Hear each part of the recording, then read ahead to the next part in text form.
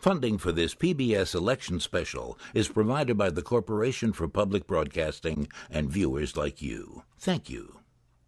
I know more about ISIS than the generals do, believe me. I have sat at that table in the Situation Room. Nobody knows the system better than me. I alone can fix it. I'm going to close my campaign focused on opportunities for kids and fairness for families. Hillary failed on the economy. Everything she touched didn't work out. Nothing.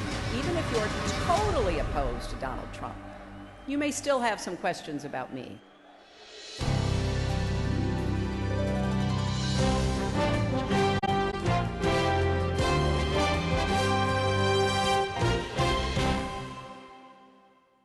Good evening. I'm Judy Woodruff. And I'm Gwen Ifill. Welcome to this PBS NewsHour special coverage of the first debate between the two major party presidential candidates, Hillary Clinton and Donald Trump.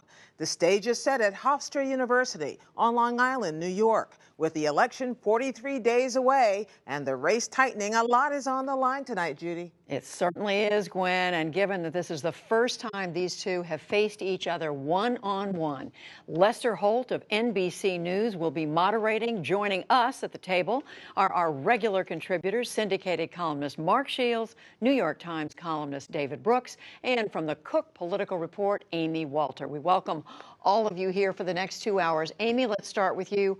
What are you looking for? Each of these candidates has an enthusiasm gap problem within their own party, so they've got to get their partisans fired up. For Hillary Clinton, it's young people. For Donald Trump, he's got to get those white college-educated voters back into the Republican fold where they've been. And then they got to get those voters, both of them, who are torn, don't like either choice they have in front of them, to pick them.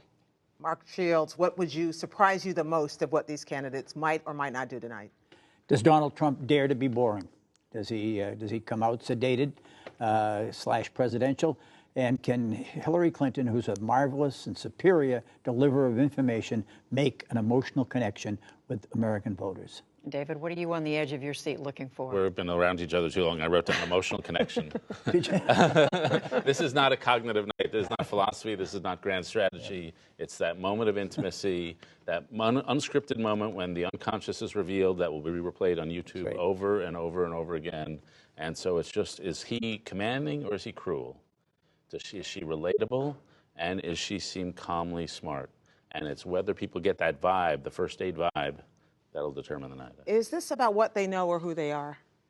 No, I think it's mostly about who they are. I mean, for voters at this stage of the game, they are looking up on that dais to see who they can spend the next 4 years with, who they want to invite into their homes moment after moment. Many voters say, I don't want either one of them in there. A lot of voters are saying that. But this is the one maybe that they're not going to like, but they'll feel comfortable enough. But Mark, people are going to be fact-checking this debate. They're going to be raising questions about whether what either one of them said was correct or not. No, you're right, Judy. And but what they know, it'll be a short evening for the Republican nominee, whose knowledge bank has been overdrawn. I think it's about more than anything else, each case. What does he know? His command of it? Is he comfortable with it? And who she is? And I think that's really the question. And there's a gender politics. Okay. Well, we're turning now to Lester Holt of NBC News. This debate is sponsored by the Commission on Presidential Debates, a nonpartisan, nonprofit organization. The commission drafted tonight's format, and the rules have been agreed to by the campaigns. The 90-minute debate is divided into 6 segments, each 50 minutes long. We'll explore 3 topic areas tonight: achieving prosperity, America's direction, and securing America. At the start of each segment, I will ask the same lead-off question to both candidates, and they will each have up to 2 minutes to respond. From that point until the end of the segment, we'll have an open discussion. The questions are mine and have not been shared with the commission or the campaigns. The audience here in the room has agreed to remain silent so that we can focus on what the candidates are saying. I will invite you to applaud, however, at this moment as we welcome the candidates. Democratic nominee for President of the United States, Hillary Clinton, and Republican nominee for President of the United States, Donald J. Trump.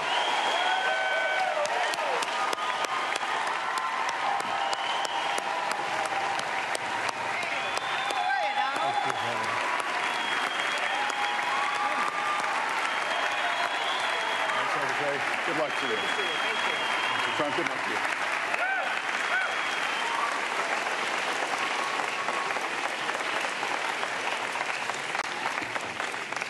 Well, I don't expect us to cover all the issues of this campaign tonight, but I remind everyone there are 2 more presidential debates scheduled. We are going to focus on many of the issues that voters tell us are most important, and we're going to press for specifics. I am honored to have this role, but this evening belongs to the candidates and just as important to the American people. Candidates, we look forward to hearing you articulate your policies and your positions, as well as your visions and your values. So, let's begin. We're calling this opening segment Achieving Prosperity, and central to that is jobs. There are 2 economic realities in America today. There's been a record 6 straight years of job growth, and new census numbers show incomes have increased at a record rate after years of stagnation. However, income inequality remains significant, and nearly half of Americans are living paycheck to paycheck. Beginning with you, Secretary Clinton, why are you a better choice than your opponent to create the kinds of jobs that will put more money into the pockets of American workers? Well, thank you, Lester, and thanks to Hofstra for hosting us. The central question in this election is really what kind of country we want to be and what kind of future we'll build together. Today is my granddaughter's 2nd birthday, so I think about this a lot. First, we have to build an economy that works for everyone, not just those at the top. That means we need new jobs, good jobs, with rising incomes. I want us to invest in you. I want us to invest in your future. That means jobs in infrastructure, in advanced manufacturing, in innovation and technology, clean renewable energy, and small business, because most of the new jobs will come from small business. We also have to make the economy fairer. That starts with raising the national minimum wage and also guarantee, finally, equal pay for women's work. I also want to see more companies do profit sharing. If you help create the profits, you should be able to share in them, not just the executives at the top. And I want us to do more to support people who are struggling to balance family and work.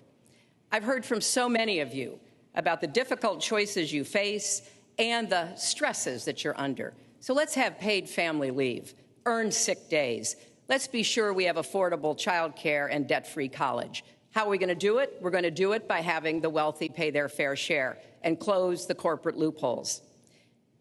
Finally, we tonight are on the stage together, Donald Trump and I. Donald, it's good to be with you. We're going to have a debate where we are talking about the important issues facing our country. You have to judge us. Who can shoulder the immense, awesome responsibilities of the presidency? Who can put into action the plans that will make your life better? I hope that I will be able to earn your vote on November 8th. Secretary Clinton, thank you. Mr. Trump, the same question to you. It's about putting money, more money, into the pockets of American workers. You have up to 2 minutes. Thank you, Lester. Our jobs are fleeing the country. They're going to Mexico. They're going to many other countries. You look at what China is doing to our country in terms of making our product. They're devaluing their currency, and there's nobody in our government to fight them. And we have a very good fight, and we have a winning fight, because they're using our country as a piggy bank to rebuild China, and many other countries are doing the same thing. So we're losing our good jobs, so many of them. When you look at what's happening in Mexico, a friend of mine who builds plants said it's the 8th wonder of the world. They're building some of the biggest plants anywhere in the world, some of the most sophisticated, some of the best plants. With the United States, as he said, not so much. So Ford is leaving. You see that, their small car division leaving. Thousands of jobs, leaving Michigan, leaving Ohio. They're all leaving, and we can't allow it to happen anymore. As far as child care is concerned and so many other things, I think Hillary and I agree on that. We probably disagree a little bit as to numbers and amounts and what we're going to do, but perhaps we'll be talking about that later. But we have to stop our jobs from being stolen from us. We have to stop our companies from leaving the United States, and with it, firing all of their people. All you have to do is take a look at Carrier Air Conditioning in Indianapolis. They fired 1,400 people. They're going to Mexico. So many, hundreds and hundreds of companies are doing this. We cannot let it happen. Under my plan, I'll be reducing taxes tremendously, from 35% to 15% for companies, small and big businesses. That's going to be a job creator like we haven't seen since Ronald Reagan. It's going to be a beautiful thing to watch. Companies will come, they will build, they will expand, new companies will start, and I look very, very much forward to doing it. We have to renegotiate our trade deals, and we have to stop these countries from stealing our companies and our jobs. Secretary Clinton, would you like to respond? Well, I think that trade is an important issue. Of course, we are 5% of the world's population. We have to trade with the other 95%. And we need to have smart, fair trade deals. We also, though, need to have a tax system that rewards work and not just financial transactions. And the kind of plan that Donald has put forth would be trickle-down economics all over again. In fact, it would be the most extreme version, the biggest tax cuts for the top percent of the people in this country than we've ever had. I call it trumped-up trickle-down, because that's exactly what it would be. That is not how we grow the economy. We just have a different view about what's best for growing the economy, how we make investments that will actually produce jobs and rising incomes. I think we come at it from somewhat different perspectives. I understand that. You know, Donald was very fortunate in his life, and that's all to his benefit. He started his business with $14 million borrowed from his father, and he really believes that the more you help wealthy people, the better off we'll be, and that everything will work out from there. I don't buy that. I have a different experience. My father was a small businessman. He worked really hard. He printed drapery fabrics on long tables where he pulled out those fabrics and he went down with a silk screen and dumped the paint in and took the squeegee and kept going. And so what I believe is the more we can do for the middle class, the more we can invest in you, your education, your skills, your future, the better we will be off and the better we'll grow. That's the kind of economy I want us to see again. Let me follow up with Mr. Trump, if I can. You've talked about creating 25 million jobs, and you've promised to bring back millions of jobs for Americans. How are we going to bring back the industries that have left this country for cheaper labor overseas? How specifically are you going to tell American manufacturers that you have to come back? Well, for one thing, and before we start on that, my father gave me a very small loan in 1975, and I built it into a company that's worth many, many billions of dollars with some of the greatest assets in the world. And I say that only because that's the kind of thinking that our country needs. Our country's in deep trouble. We don't know what we're doing when it comes to devaluations, and all of these countries all over the world, especially China, they're the best ever at it. What they're doing to us is a very, very sad thing. So we have to do that. We have to renegotiate our trade deals. And Lester, they're taking our jobs, they're giving incentives, they're doing things that, frankly, we don't do. Let me give you the example of Mexico. They have a VAT tax. We're in a different system. When we sell into Mexico, there's a tax. When they sell in automatic, 16% approximately. When they sell into us, there's no tax. It's a defective agreement. It's been defective for a long time, many years, but the politicians haven't done anything about it. Now, in all fairness to Secretary Clinton, yes, is that okay? Good. I want you to be very happy. It's very important to me. But in all fairness to Secretary Clinton, when she started talking about this, it was really very recently. She's been doing this for 30 years. And why hasn't she made the agreements better? The NAFTA agreement is defective just because of the tax and many other reasons, but just because of the fact. Let me interrupt just a moment. Secretary Clinton and others, politicians, should have been doing this for years, not right now because of the fact that we've created a movement. They should have been doing this for years. What's happened to our jobs and our country and our economy generally is, look, we owe $20 trillion. We cannot do it any longer, Lester. Back to the question, though, how do you specifically bring back jobs? American manufacturers, how do you make them bring the jobs back? Well, the first thing you do is don't let the jobs leave.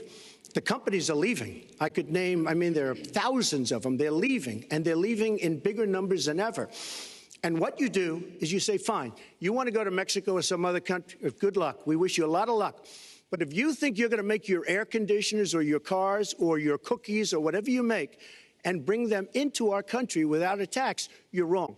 And once you say you're going to have to tax them coming in, and our politicians never do this, because they have special interests, and the special interests want those companies to leave because in many cases they own the companies.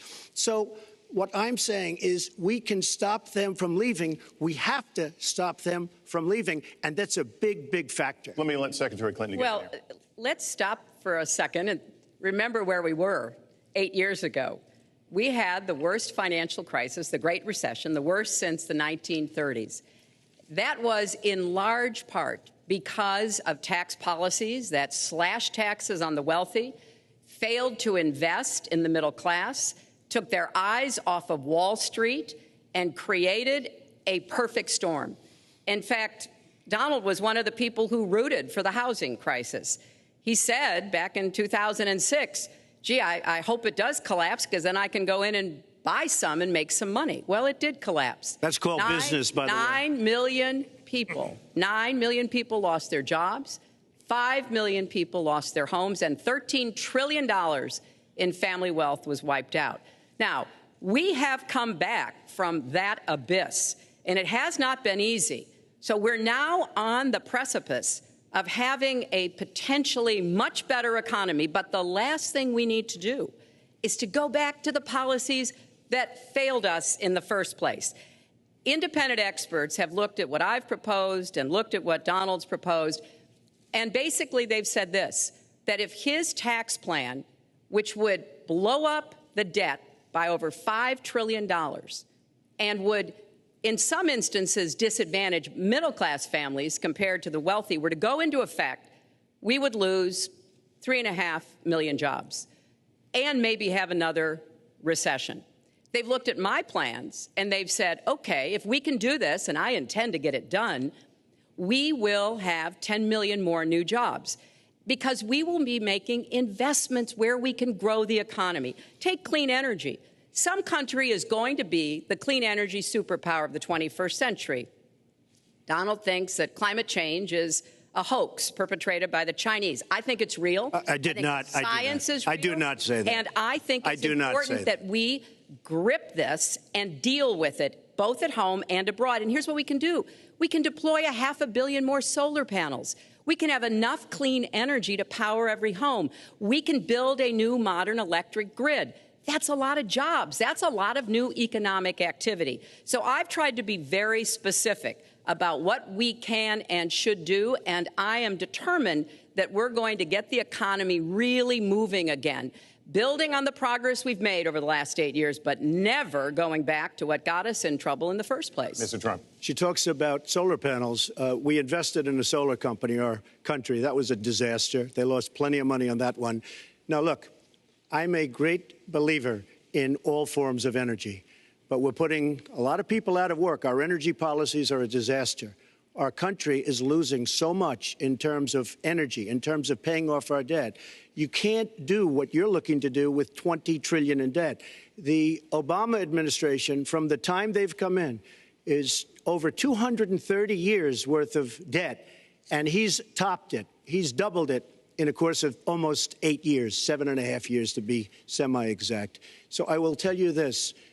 We have to do a much better job at keeping our jobs, and we have to do a much better job at giving companies incentive to build new companies or to expand, because they're not doing it. And all you have to do is look at Michigan and look at Ohio and look at all of these places where so many of their jobs and their companies are just leaving. They're gone.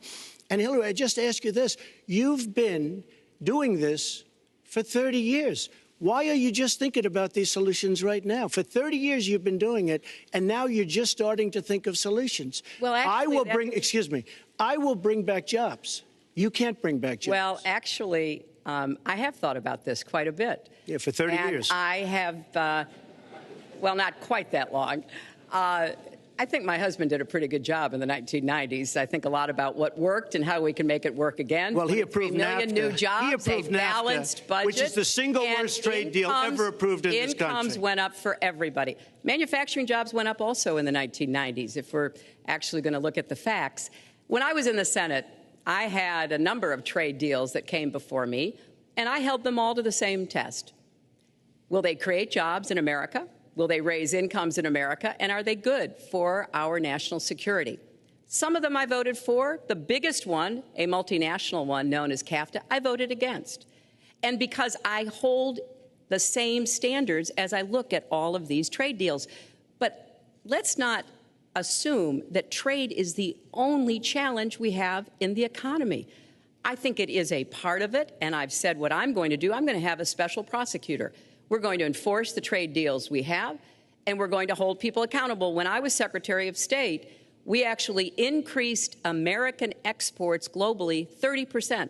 We increased them to China 50%. So I know how to really work to get new jobs and to get exports that help to create more new jobs. Well, you haven't done it in 30 years or 26 years. Well, any number you I've want to been do. a senator, You Donald, haven't done it. And you haven't I done have it. been a And Secretary of State, and I have Your done husband signed a lot. NAFTA, which was one of the worst things that ever happened Well, to the that's your manufacturing opinion. industry. That is your You go to opinion. New England, you go to Ohio, Pennsylvania, you go anywhere you want, Secretary Clinton, and you will see devastation where manufacturing is down 30, 40, sometimes 50%. NAFTA is the worst trade deal maybe ever signed anywhere, but certainly ever signed in this country. And now you want to approve Trans-Pacific Partnership. You were totally in favor of it. Then you heard what I was saying, how bad it is, and you said, I can't win that debate. But you know that if you did win, you would approve that, and that will be almost as bad as NAFTA. Nothing will ever top NAFTA. That is just not accurate. I was against it once it was finally negotiated and the terms were laid out. I wrote about that in... You called it the gold standard. Well, I hope... You called it the gold standard of trade deals. You said it's the finest deal you've ever seen. No. And then you heard what I said about it, and all of a sudden you were against it. Well, Donald, I know you live in your own reality, but that is not the facts. The facts are, I did say I hoped it would be a good deal, but when it was negotiated, which I was not responsible for, I concluded it wasn't. I wrote about that. So is it President Obama's fault? Is it President Obama's fault? Even announced. Look, there Secretary, is it President Obama's fault? There are because he's pushing it. There are different views about what's good for our country, our economy, and our leadership in the world. And I think it's important to look at what we need to do to get the economy going again. That's why I said new jobs with rising incomes, investments, not in more tax cuts that would add $5 trillion to the debt. But you have no plan. Oh, I do. Secretary, in fact, you I have no written plan. A book about it. It's called Stronger Together. You can pick it up tomorrow. That's about all you... Folks, at the bookstore or at an airport near you. We're going to move to... But it's because I see this. We need to have strong growth, fair growth, sustained growth. We also have to look at how we help families balance the responsibilities at home and the responsibilities at business. So we have a very robust set of plans, and people who have looked at both of our plans have concluded that mine would create 10 million jobs and yours would lose us 3.5 million jobs and explode You are the going debt, to approve one of which the biggest would tax have cuts a in recession. history. You are going to approve one of the biggest tax increases in history. You are going to drive business out. Your regulations are a disaster, and you're going to increase regulations all over the place. And by the way, my tax cut is the biggest since Ronald Reagan. I'm very proud of it. It will create tremendous numbers of new jobs. But regulations, you are going to regulate these businesses out of existence. When I go around, Lester, I tell you this, I've been all over. And when I go around, despite the tax cut, the things that business and people like the most is the fact that I'm cutting regulation. You have regulations on top of regulations, and new companies cannot form, and old companies are going out of business, and you want to increase the regulations and make them even worse. I'm going to cut regulations, but I'm going to cut taxes big league, and you're going to raise taxes big league. End of story. Let me get you to pause right there, because we're going to move into the next segment. We're going to talk taxes. That can't be left Please, to stand. take 30 seconds, and then we're I going to go kind on. of assumed that there would be a lot of these charges and claims. And so we have taken the homepage of my website, HillaryClinton.com, and we've turned it into a fact checker. So if you want to see in real time what the facts are, please go and take a look. And take a look at mine also, and you'll see. Not add a penny to the debt, and your plans would add $5 trillion to the debt. What I have proposed would cut regulations and streamline them for small businesses. What I have proposed would be paid for by raising taxes on the wealthy because they have made all the gains in the economy. And I think it's time that the wealthy and corporations paid their fair share to support this country. Well, you just opened the next segment. Well, look, could I just finish? Actually, I think I should. I'm going to give you a chance right here. With the and you take a look at her website. She's going to raise taxes $1.3 trillion. Mr. Trump, and look at her website. You know what? It's no different than this. She's telling us how to fight ISIS. Just go to her website. She tells you how to fight ISIS on her website. I don't think General Douglas MacArthur would like that too much. The next segment, we're continuing the subject of... Well, at least I have a plan to fight ISIS. No, you're telling the enemy everything you want to do. No, we're not. See, you're telling the enemy everything you want to do. No wonder you've been fighting. No wonder you've been fighting ISIS your entire adult life. Well, go to the fact checkers. Get to work. You are unpacking a lot here, and we're still on the issue of achieving prosperity. And I want to talk about taxes. The fundamental difference between the two of you concerns the wealthy. Secretary Clinton, you're calling for a tax increase in the wealthiest Americans. I'd like you to further defend that. And Mr. Trump, you're calling for tax cuts for the wealthy. I'd like you to defend that. And this next 2-minute answer goes to you, Mr. Trump. Well, I'm really calling for major jobs because the wealthy are going to create tremendous jobs. They're going to expand their companies. They're going to do a tremendous job. I'm getting rid of the carried interest provision. And if you really look, it's not a tax. It's really not a great thing for the wealthy. It's a great thing for the middle class. It's a great thing for companies to expand.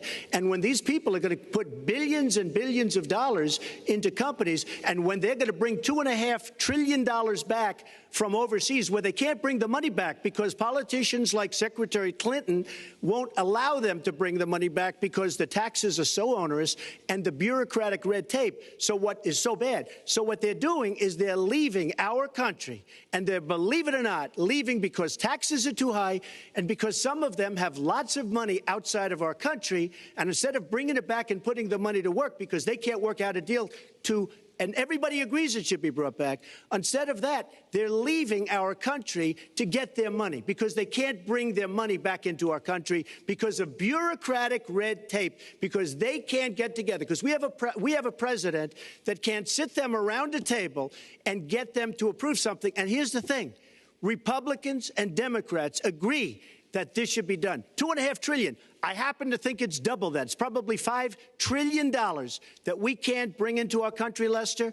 And with a little leadership, you'd get it in here very quickly, and it could be put to use on the inner cities and lots of other things, and it would be beautiful. But we have no leadership. And honestly, that starts with Secretary Clinton. All right, you have 2 minutes on the same question to defend tax increases on the wealthiest Americans, Secretary Clinton. I have a feeling that by the end of this evening, I'm going to be blamed for everything that's ever happened. Why not? Why not? Yeah, why not? You know, just join the debate by saying more crazy things. Now, let me say there's nothing crazy about not letting our companies bring their money back into their country. This is Secretary Clinton's 2 minutes, please. Yeah, well, let's start the clock again, Lester. We've looked at your tax proposals. I don't see changes in the corporate tax rates or the kinds of proposals you're referring to that would cause the repatriation, bringing back of money that's stranded overseas. I happen to support that. I happen to support that in a way that will actually work to our benefit. But when I look at what you have proposed, you have what is called now the Trump loophole, because it would so advantage you and the business you do. You've proposed an approach that has a $4 billion tax benefit for your family. And when you look at what you are proposing, much for my family? It is, Lester, as I said, trumped up trickle down. Trickle down did not work. It got us into the mess we were in 2008 and 2009. Slashing taxes on the wealthy hasn't worked, and a lot of really smart, wealthy people know that. And they are saying, hey, we need to do more to make the contributions we should be making to rebuild the middle class. I don't think top-down works in America.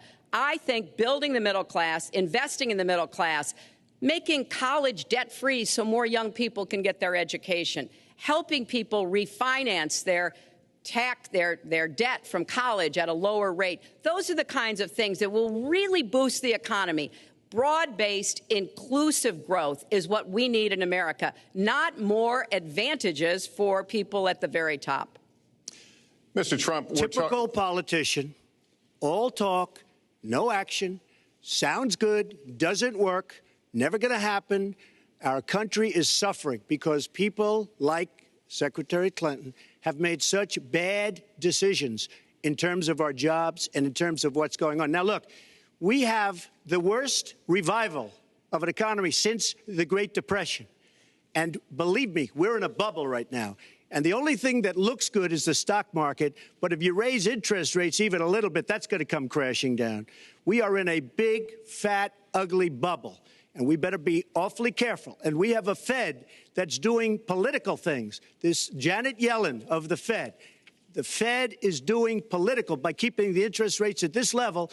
And believe me, the day Obama goes off and he leaves and he goes out to the golf course for the rest of his life to play golf, when they raise interest rates, you're going to see some very bad things happen because the Fed is not doing their job. The Fed is being more political than Secretary Clinton. Mr. Trump, we're talking about the burden that Americans have to pay, yet you have not released your tax returns. And the reason nominees have released their returns for decades is that voters will know if their potential president owes money to, who he owes it to, and any business conflicts. Don't Americans have a right to know if there are any conflicts of interest? I don't mind releasing. I'm under a routine audit, and it'll be released. And as soon as the audit's finished, it'll be released.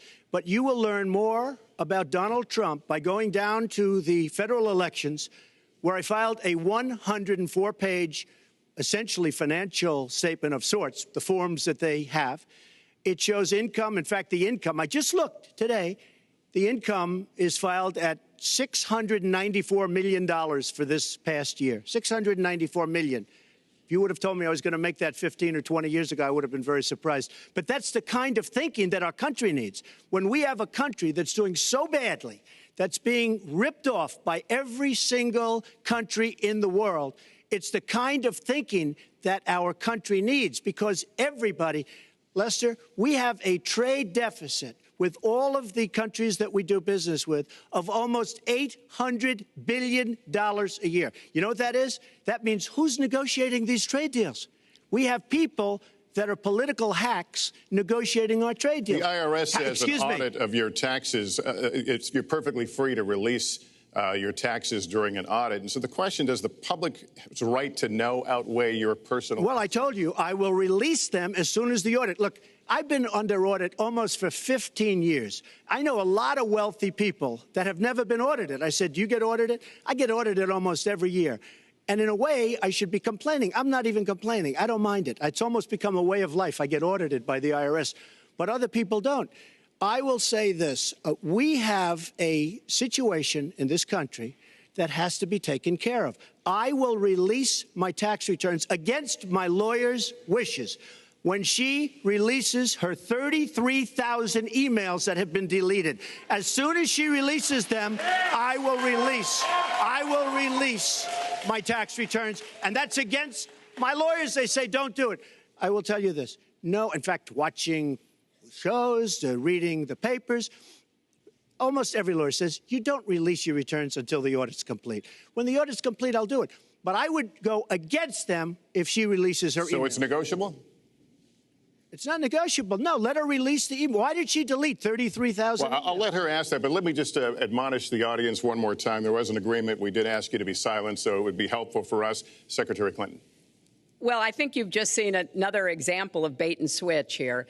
For 40 years, everyone running for president has released their tax returns. You can go and see nearly, I think, 39, 40 years of our tax returns, but everyone has done it. We know the IRS has made clear there is no prohibition on releasing it when you're under audit. So you've got to ask yourself, why won't he release his tax returns? And I think there may be a couple of reasons. First, maybe he's not as rich as he says he is. Second, maybe he's not as charitable as he claims to be. Third, we don't know all of his business dealings, but we have been told through investigative reporting that He owes about $650 million to Wall Street and foreign banks. Or maybe he doesn't want the American people, all of you watching tonight, to know that he's paid nothing in federal taxes, because the only years that anybody's ever seen were a couple of years when he had to turn them over to state authorities when he was trying to get a casino license, and they showed he didn't pay any federal income tax. So if he's paid zero, that means zero for troops, zero for vets, zero for schools or health.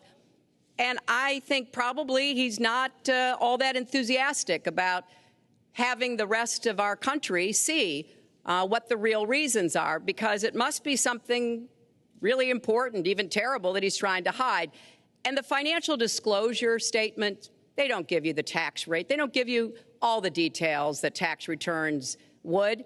And it just seems to me that this is something that the American people deserve to see. And I have no reason to believe that he's ever going to release his tax returns, because there's something he's hiding. And we'll guess. We'll keep guessing at what it might be that he's hiding. But I think the question is, were he ever to get near the White House, what would be those conflicts? Who does he owe money to? Well, he owes you the answers to that, and he should provide them. He also raised the issue of your emails. Do you want to respond to that? I do. You know, I made a mistake using a private email. That's for sure. And if I had to do it over again, I would obviously do it differently. But I'm not going to make any excuses. It was a mistake, and I take responsibility for that. Mr. Trump? That was more than a mistake. That was done purposely, okay? That was not a mistake. That was done purposely. When you have your staff taking the Fifth Amendment, taking the Fifth so they're not prosecuted, when you have the man that set up the illegal server taking the Fifth, I think it's disgraceful. And believe me, this country thinks it's disgraceful. It really thinks it's disgraceful also. As far as my tax returns, you don't learn that much from tax returns, that I can tell you. You learn a lot from financial disclosure. And you should go down and take a look at that. The other thing, I'm extremely underleveraged. The report that said 650, which, by the way, a lot of friends of mine that know my business said, boy, that's really not a lot of money. It's not a lot of money relative to what I had. The buildings that were in question, they said in the same report, which was actually, it wasn't even a bad story, to be honest with you, but the buildings are worth $3.9 billion. And the 650 isn't even on that. But it's not 650. It's much less than that. But I could give you a list of banks. I would, if that would help you, I would give you a list of banks. These are very fine institutions, very fine banks. I could do that very quickly. I am very underleveraged. I have a great company. I have a tremendous income. And the reason I say that is not in a braggadocious way. It's because it's about time that this country had somebody running it that has an idea about money. When we have $20 trillion in debt and our country's a mess, you know, it's one thing to have $20 trillion in debt and our roads are good and our bridges are good and everything's in great shape. Our airports are like from a third world country. You land at LaGuardia, you land at Kennedy, you land at LAX, you land at Newark, and you come in from Dubai and Qatar and you see these incredible, you come in from China, you see these incredible airports, and you land, we've become a third world country. So, the worst of all things has happened. We owe $20 trillion, and we're a mess. We haven't even started. And we've spent $6 trillion in the Middle East, according to a report that I just saw, whether it's 6 or 5, but it looks like it's 6. $6 trillion in the Middle East. We could have rebuilt our country twice. And it's really a shame. And it's politicians like Secretary Clinton that have caused this problem. Our country has tremendous problems. We're a debtor nation. We're a serious debtor nation. And we have a country that needs new roads, new tunnels, new bridges, new airports, new schools, new hospitals. And we don't have the money because it's been squandered on so many of your ideas. Let you respond, and we'll move to our because you haven't paid any federal income tax for a lot of years. And the other thing I think is important. It would be squandered too, believe me. If your main claim to be president of the United States is your business, then I think we should talk about that. You know, your campaign manager said that you built a lot of businesses on the backs of little guys. And indeed, I have met a lot of the people who were stiffed by you and your businesses, Donald. I've met dishwashers, painters, architects, glass installers, marble installers, drapery installers, like my dad was, who you refused to pay when they finished the work that you asked them to do. We have an architect in the audience who designed one of your clubhouses at one of your golf courses. It's a beautiful facility. It immediately was put to use, and you wouldn't pay what the man needed to be paid, what he was charging you. Maybe he didn't do a good job, and I was unsatisfied with his work, which our country should do, too. The thousands of people that you have stiffed over the course of your business not deserve some kind of apology from someone who has taken their labor, taken the goods that they produced, and then refused to pay them? I can only say that I'm certainly relieved that my late father never did business with you. He provided a good middle-class life for us, but the people he worked for, he expected the bargain to be kept on both sides. And when we talk about your business, you've taken business bankruptcy 6 times. There are a lot of great business people that have never taken bankruptcy once. You call yourself the king of debt. You talk about leverage. You even at one time suggested that you would try to negotiate down the national debt of the United States. Well, sometimes there's not a direct transfer of skills from business to government, but sometimes what happened in business would be really bad for government. Let's let Mr. And Trump. we need to be very clear about that. Look, it's all words. It's all sound bites. I built an unbelievable company, some of the greatest assets anywhere in the world, real estate assets anywhere in the world, beyond the United States, in Europe, lots of different places. It's an unbelievable company. But on occasion, 4 times, we used certain laws that are there. And when Secretary Clinton talks about people that didn't get paid, first of all, they did get paid a lot, but taking advantage of the laws of the nation. Now, if you want to change the laws, you've been there a long time, change the laws. But I take advantage of the laws of the nation because I'm running a company. My obligation right now is to do well for myself, my family, my employees, for my companies. And that's what I do. But what she doesn't say is the tens of thousands of people that are unbelievably happy and that love me. I'll give you an example. We're just opening up on Pennsylvania Avenue, right next to the White House. So if I don't get there one way, I'm going to get to Pennsylvania Avenue another. But we're opening the old post office. Under budget, ahead of schedule, saved tremendous money. I'm a year ahead of schedule. And that's what this country should be doing. We build roads and they cost 2 and 3 and 4 times what they're supposed to cost.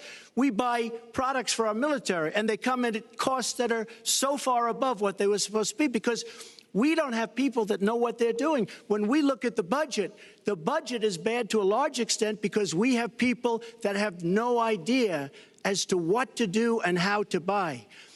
The Trump International is way under budget and way ahead of schedule. And we should be able to do that for our country. We're well behind schedule, so I want to move to our next segment. We move into our next segment talking about America's direction, and let's start by talking about race. The share of Americans who say race relations are bad in this country is the highest it's been in decades, much of it amplified by shootings of African Americans by police, as we've seen recently in Charlotte and Tulsa. Race has been a big issue in this campaign, and one of you is going to have to bridge a very wide and bitter gap. So how do you heal the divide? Secretary Clinton, you get 2 minutes on this. Well, you're right. Race remains a significant challenge in our country. Unfortunately, race still determines too much, often determines where people live, determines what kind of education in their public schools they can get, and yes, it determines how they're treated in the criminal justice system. We've just seen those 2 tragic examples in both Tulsa and Charlotte. And we've got to do several things at the same time. We have to restore trust between communities and the police. We have to work to make sure that our police are using the best training, the best techniques, that they're well prepared to use force only when necessary. Everyone should be respected by the law, and everyone should respect the law. Right now, that's not the case in a lot of our neighborhoods. So I have, ever since the first day of my campaign, called for criminal justice reform. I've laid out a platform that I think would begin to remedy some of the problems we have in the criminal justice system. But we also have to recognize, in addition to the challenges that we face with policing, there are so many good, brave police officers who equally want reform. So we have to bring communities together in order to begin working on that as a mutual goal.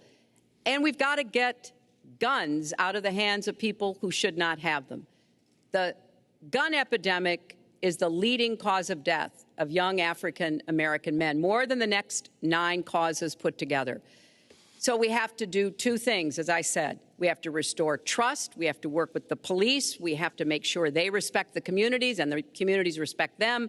And we have to tackle the plague of gun violence, which is a big contributor to a lot of the problems that we're seeing today. All right, Mr. Trump, you have 2 minutes. How do you heal the divide? Well, first of all, Secretary Clinton doesn't want to use a couple of words, and that's law and order. And we need law and order. If we don't have it, we're not going to have a country. And when I look at what's going on in Charlotte, a city I love, a city where I have investments, when I look at what's going on throughout various parts of our country, whether it's, I mean, I can just keep naming them all day long. We need law and order in our country. And I just got today, as you know, the endorsement of the Fraternal Order of Police. We just came in. We have endorsements from, I think, almost every police group, a large percentage of them in the United States. We have a situation where we have our inner cities, African Americans, Hispanics, are living in hell because it's so dangerous. You walk down the street, you get shot. In Chicago, they've had thousands of shootings, thousands, since January 1st. Thousands of shootings. And I'm saying, where is this? Is this a war-torn country? What are we doing? And we have to stop the violence. We have to bring back law and order. In a place like Chicago, where thousands of people have been killed, thousands over the last number of years. In fact, almost 4,000 have been killed since Barack Obama became president. Almost 4,000 people in Chicago have been killed. We have to bring back law and order. Now, whether or not in a place like Chicago you do stop and frisk, which worked very well, Mayor Giuliani is here, it worked very well in New York. It brought the crime rate way down. But you take the gun away from criminals that shouldn't be having it. We have gangs roaming the street, and in many cases, they're illegally here, illegal immigrants, and they have guns, and they shoot people. And we have to be very strong, and we have to be very vigilant. We have to know what we're doing. Right now, our police, in many cases, are afraid to do anything. We have to protect our inner cities because African-American communities are being decimated by crime. Your 2 minutes expired, but I do want to follow up. Stop and frisk was ruled unconstitutional in New York because it largely singled out Black and Hispanic young men. No, you're wrong. It went before a judge who was a very against police judge. It was taken away from her, and our new mayor, refused to go forward with the case. They would have won an appeal. If you look at it throughout the country, there are many places where the argument is that it's a form of racial profiling. No, the argument is that we have to take the guns away from these people that have them and that are bad people that shouldn't have them. These are felons. These are people that are bad people that shouldn't be.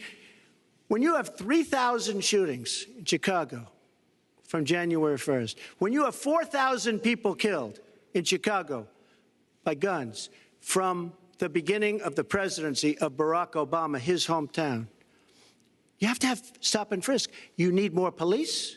You need a better community relation. You don't have good community relations in Chicago. It's terrible. I have property there. It's terrible what's going on in Chicago. But when you look, and Chicago's not the only, you go to Ferguson, you go to so many different places. You need better relationships. I agree with Secretary Clinton on this. You need better relationships between the communities and the police, because in some cases it's not good. But you look at Dallas, where the relationships were really studied. The relationships were really a beautiful thing. And then 5 police officers were killed one night very violently. So there's some bad things going on, some really bad things. Secretary Clinton, but we need, Lester, we need law and order. And we need law and order in the inner cities, because the people that are most affected by what's happening are African American and Hispanic people. And it's very unfair to them what our politicians are allowing to happen. Secretary Clinton.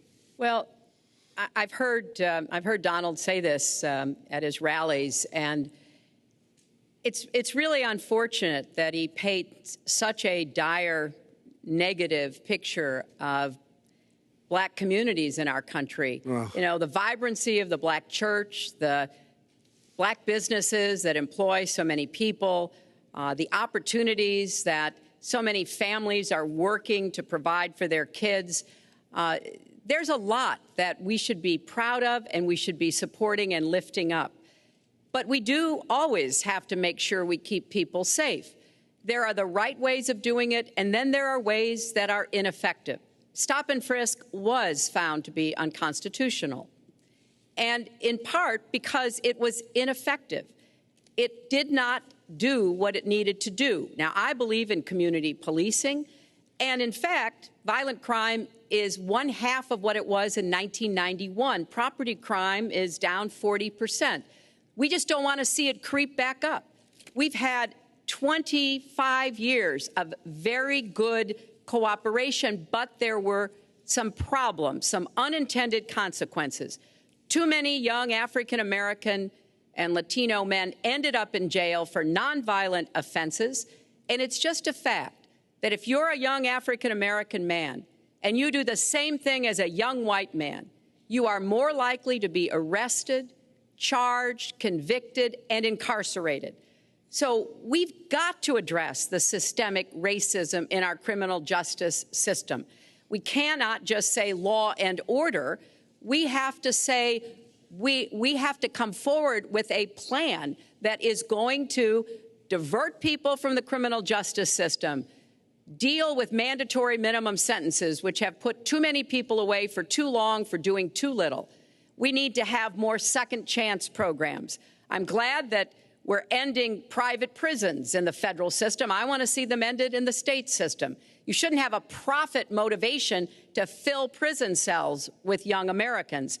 So there are some positive ways we can work on this.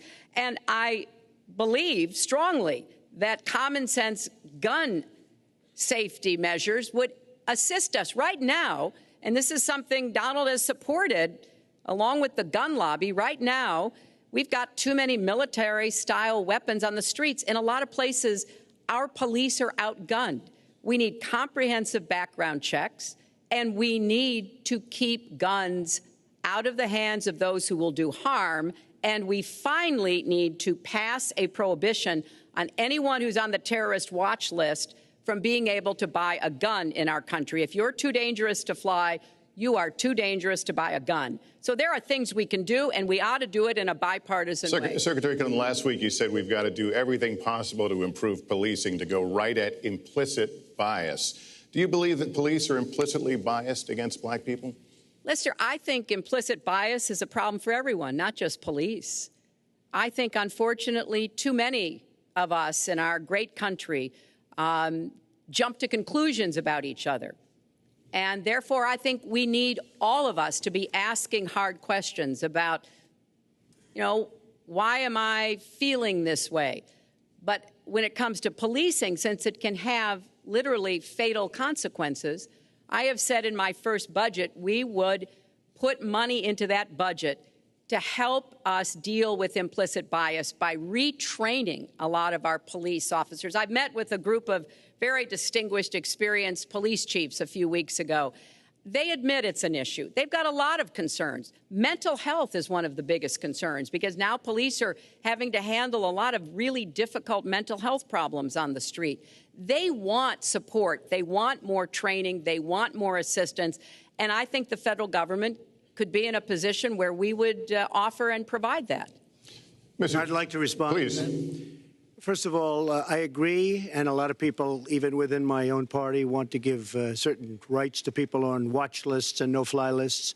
I agree with you. When a person is on a watch list or a no-fly list, and I have the endorsement of the NRA, which I'm very proud of. These are very, very good people, and they're protecting the Second Amendment. But I think we have to look very strongly at no-fly lists and watch lists. And when people are on there, even if they shouldn't be on there, we'll help them. We'll help them legally. We'll help them get off.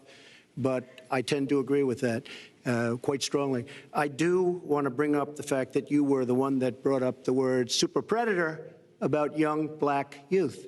And that's a term that I think was it's been horribly met, as you know. I think you've apologized for it. But I think it was a terrible thing to say. And when it comes to stop and frisk, you know, you're talking about taking guns away. Well, I'm talking about taking guns away from gangs and people that use them.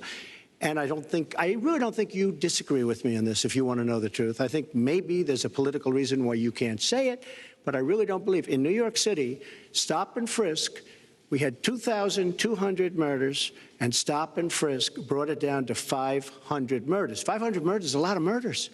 Hard to believe. 500 is like supposed to be good. But we went from 2,200 to 500, and it was continued on by Mayor Bloomberg, and it was terminated by current mayor. But stop and frisk had a tremendous impact on the safety of New York City, tremendous beyond belief. So when you say it has no impact, it really did. It had a very, very big impact. Well, it's also fair to say, if we're going to talk about mayors, that under the current mayor, crime has continued to drop, including murders. So there you're is. Wrong. You're wrong. No, I'm not. Murders are up. All right, you check. New York has done an excellent job, and I give credit. I give credit across the board, going back to mayors, to police chiefs, because it has worked, and other communities need to come together to do what will work as well. Look, one murder is too many, but it is important that we learn about what has been effective and not go to things that sound good that really did not have the kind of impact that we would want. Who disagrees with keeping neighborhoods safe? But let's also add, no one should disagree about respecting the rights of young men who live in those neighborhoods. And so we need to do a better job of working again with the communities, faith communities, business communities, as well as the police, to try to deal with this problem. This conversation is about race, and so, Mr. Trump, I have to ask you. But I'd like to just respond, if I might. Please, 20 seconds. I'd just like to respond. Please respond, then I've got to follow up. Look, the African-American community has been let down by our politicians. They talk good around election time, like right now, and after the election, they said, see you later, I'll see you in 4 years. The African-American community, look, the community within the inner cities has been so badly treated. They've been abused and used in order to get votes by Democrat politicians, because that's what it is. They've controlled these communities for up to 100 years. Mr. Trump, let me... Unbroken. And I will tell you, you look at the inner cities, and I just left Detroit, and I just left Philadelphia, and you know, you've seen me. I've been all over the place. You decided to stay home, and that's okay. But I will tell you, I've been all over, and I've met some of the greatest people I'll ever meet within these communities, and they are very, very upset with what their politicians have told them and what their politicians have done. Mr. Trump, I think Donald just criticized me for preparing for this debate. And yes, I did. And you know what else I prepared for? I prepared to be president, and I think that's a good thing. Mr. Trump, for 5 years, you perpetuated a false claim that the nation's first black president was not a natural-born citizen. You questioned his legitimacy. In the last couple of weeks, you acknowledged what most Americans have accepted for years: the president was born in the United States. Can you tell us what took you so long? I'll tell you just very simple to say. Sidney Blumenthal works for the campaign and very close friend of Secretary Clinton. And her campaign manager, Patty Doyle, went to, during the campaign, her campaign against President Obama, fought very hard And you can go look it up and you can check it out. And if you look at CNN this past week, Patty Solis Doyle was on Wolf Blitzer saying that this happened. Blumenthal sent McClatchy, highly respected reporter at McClatchy, to Kenya to find out about it. They were pressing it very hard. She failed to get the birth certificate. When I got involved, I didn't fail. I got him to give the birth certificate. So I'm satisfied with it, and I'll tell you why I'm satisfied with it. That was because I want to get on to defeating ISIS, because I want to get on to creating jobs, because I want to get on to having a strong border, because I want to get on to things that are very important to me and that are very important to the country. I will let you respond. It's important, but I just want to get the answer here. The birth certificate was produced in 2011. You continued to tell the story and question the president's legitimacy in 2012, 13, 14, 15, as recently as January. So the question is, what changed your mind? Well, nobody was pressing it. Nobody was caring much about it.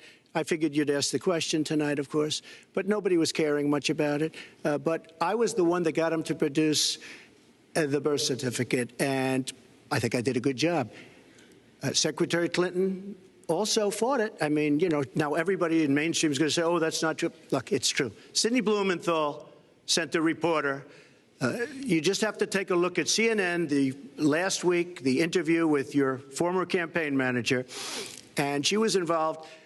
But just like she can't bring back jobs, she can't produce. I'm sorry, I'm just going to follow up, and I will let you respond to that because if there's a lot there. But we're talking about racial healing in this segment. What do you say to Americans? Well, it was very, I say nothing. I say nothing because I was able to get him to produce it. He should have produced it a long time before. I say nothing. But let me just tell you, when you talk about healing, I think that I've developed very, very good relationships over the last little while with the African-American community. I think you can see that. And I feel that they really wanted me to come to that conclusion, and I think I did a great job and a great service, not only for the country, but even for the president, in getting him to produce his birth certificate. Secretary Clinton. Well, just listen to what you heard. And clearly, as Donald just admitted, he knew he was going to stand on this debate stage, and Lester Holt was going to be asking us questions, so he tried to put the whole racist birther lie to bed. But it can't be dismissed that easily. He has really started his political activity based on this racist lie that our first black president was not an American citizen. There was absolutely no evidence for it, but he persisted. He persisted year after year because some of his supporters, people that he was trying to bring into his fold, apparently believed it or wanted to believe it. But remember, Donald started his career back in 1973 being sued by the Justice Department for racial discrimination because he would not rent apartments in one of his developments to African Americans, and he made sure that the people who worked for him understood that was the policy. He actually was sued twice by the Justice Department. So he has a long record of engaging in racist behavior. And the birther lie was a very hurtful one.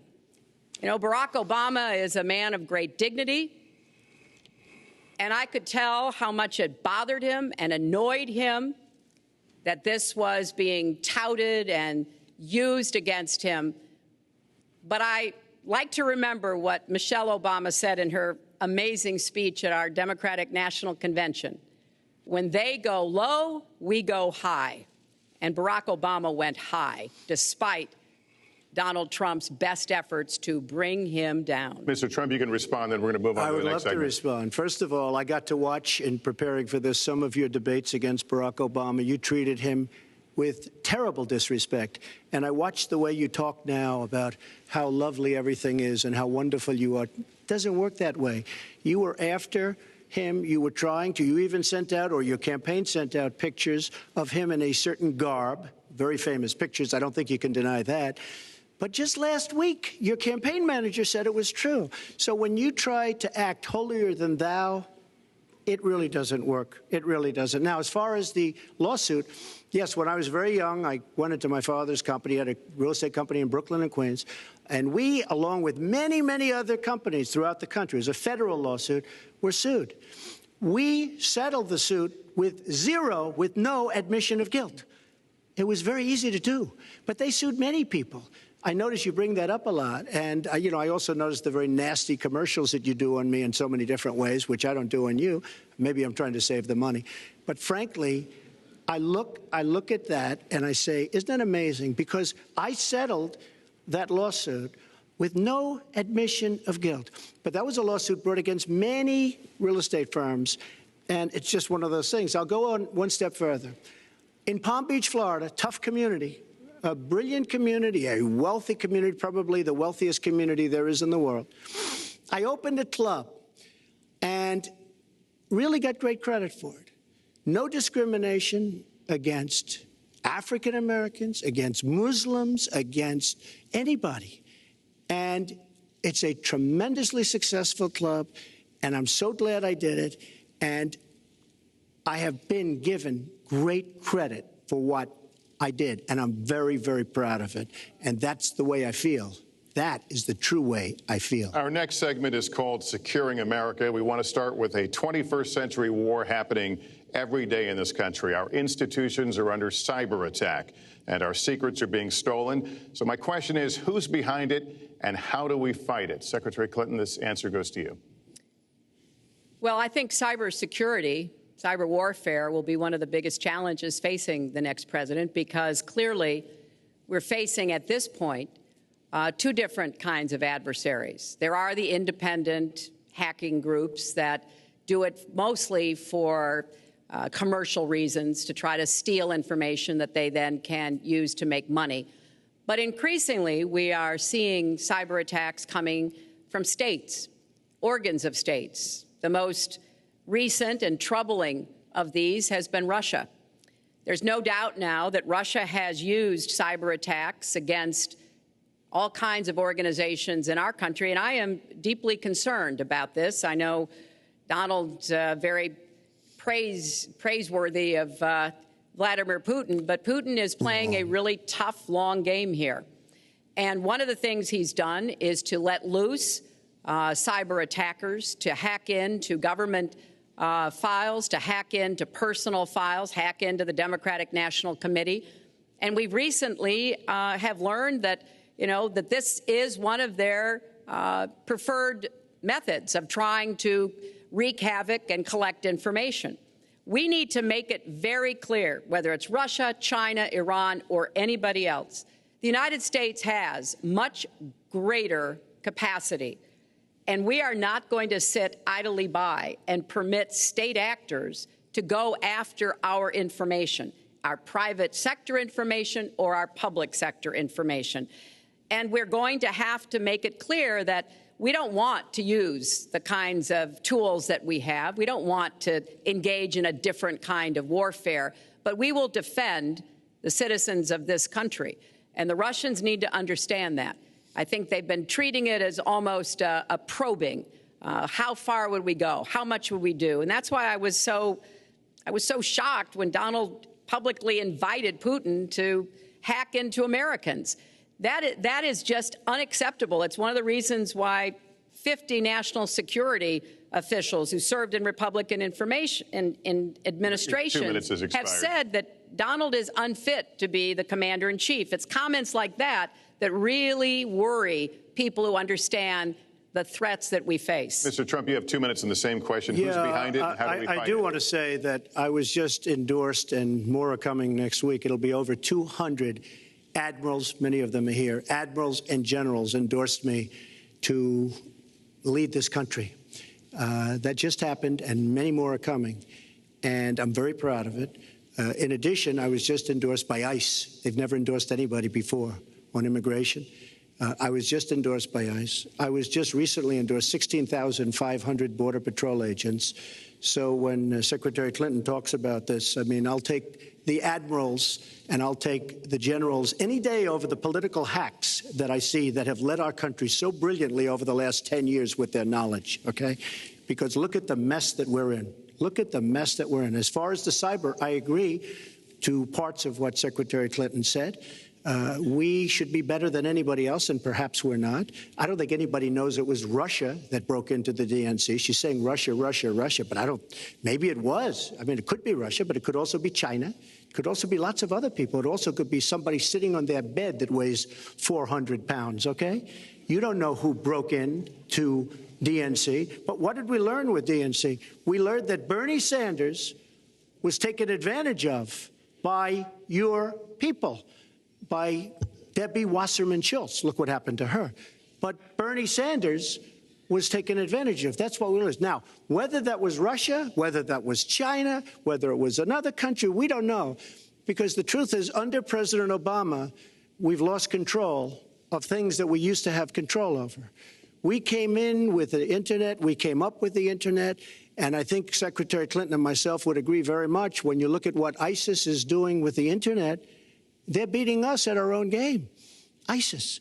So we have to get very, very tough on cyber and cyber warfare. It is a huge problem. I have a son. He's 10 years old. He has computers. He is so good with these computers. It's unbelievable. The security aspect of cyber is very, very tough, and maybe it's hardly doable. But I will say we are not doing the job we should be doing. But that's true throughout our whole governmental society. We have so many things that we have to do better, Lester, and certainly cyber is one of them. Secretary Clinton? Well, I think there are a number of issues that we should be addressing. I have put forth a plan to defeat ISIS. It does involve going after them online. I think we need to do much more with our tech companies to prevent ISIS and their operatives from being able to use the Internet to radicalize, even direct people in our country and Europe and elsewhere. But we also have to intensify our air strikes against ISIS and eventually support our Arab and Kurdish partners to be able to actually take out ISIS in Raqqa and their claim of being a caliphate. We're making progress. Our military is assisting in Iraq, and we're hoping that within the year we'll be able to push ISIS out of Iraq and then, really squeeze them in Syria. But we have to be cognizant of the fact that they've had foreign fighters coming to volunteer for them, foreign money, foreign weapons. So we have to make this the top priority. And I would also do everything possible to take out their leadership. I was involved in a number of efforts to take out al-Qaeda leadership when I was Secretary of State, including, of course, taking out bin Laden. And I think we need to go after Baghdadi as well, make that one of our organizing principles, because we've got to defeat ISIS and we've got to do everything we can to disrupt their propaganda efforts online. You mentioned ISIS, and we think of ISIS certainly as over there, but there are American citizens who have been inspired to commit acts of terror on American soil. The latest incident, of course, the bombings we just saw in New York and New Jersey, the knife attack at a mall in Minnesota, and the last year, deadly attacks in San Bernardino and Orlando. I'll ask this to both of you. Tell us specifically how you would prevent homegrown attacks by American citizens, Mr. Trump. Well, first I have to say one thing, very important. Secretary Clinton is talking about taking out ISIS. We will take out ISIS. Well, President Obama and Secretary Clinton created a vacuum the way they got out of Iraq, because they got out, they shouldn't have been in, but once they got in, the way they got out was a disaster, and ISIS was formed. So she talks about taking them out. She's been doing it a long time. She's been trying to take them out for a long time. But they wouldn't have even been formed if they left some troops behind, like 10,000 or maybe something more than that. And then you wouldn't have had them. Or, as I've been saying for a long time, and I think you'll agree because I said it to you once, had we taken the oil, and we should have taken the oil, ISIS would not have been able to form either, because the oil was their primary source of income. And now they have the oil all over the place, including the oil, a lot of the oil in Libya, which was another one of her disasters. Secretary Clinton. Well, I hope the fact checkers are turning up the volume and really working hard. Donald supported the invasion of Iraq. Wrong. That is absolutely wrong. Proved over and over again. Wrong. He actually advocated for the actions we took in Libya and urged that Gaddafi be taken out after actually doing some business with him one time. But the larger point, he says this constantly, is George W. Bush made the agreement about when American troops would leave Iraq, not Barack Obama.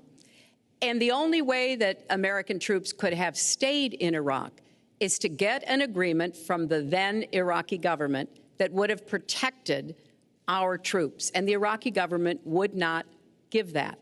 But let's talk about the question you asked, Lester. The question you asked is, what do we do here in the United States? That's the most important part of this. How do we prevent attacks? How do we protect our people? And I think we've got to have an intelligence surge where we are looking for every scrap of information. I was so proud of law enforcement in New York, in Minnesota, in New Jersey. You know, they responded so quickly, so professionally to the attacks that occurred by Rahami, and they brought him down. And we may find out more information because he is still alive, which may prove to be an intelligence benefit. So we've got to do everything we can to vacuum up intelligence from Europe, from the Middle East. That means we've got to work more closely with our allies. And that's something that Donald has been very dismissive of. We're working with NATO, the longest military alliance in the history of the world, to really turn our attention to terrorism.